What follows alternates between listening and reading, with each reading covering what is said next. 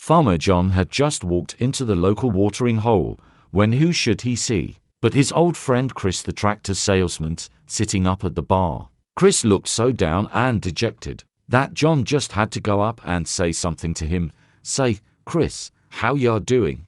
How's the tractor selling business these days? If Chris had looked sad before, at the mention of tractor sales, his face sank even more, and a tear came to his eye. John, he said, shaking his head, I don't know what it is.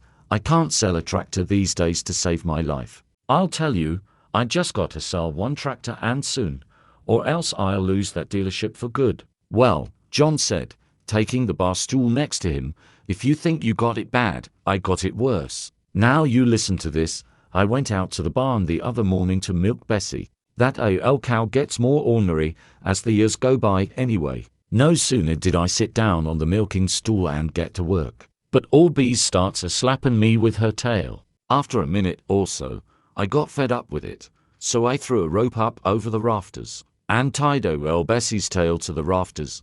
Then I got back to work. I didn't even get to squirt into the bucket when Bees gives me a kick, knocked me clean off the stool. Boy, did that upset me. So I get me another rope and tie Bessie's right hind leg to the side of the milking stall and get her started trying to milk her again.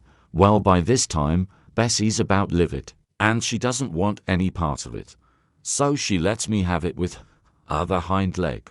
I wasn't about to give in to this old cow, so I got me yet another piece of rope and tied up Bessie's left leg to the other side of the stall. Just then John paused to take a sip his beer. Chris, distracted for a moment from his own troubles, asked John, well, did you finally get to milk her? Well, yes and no, Chris, but I'll tell you what. If you can convince my wife that I was out there to milk that cow, I'll buy a tractor from ya.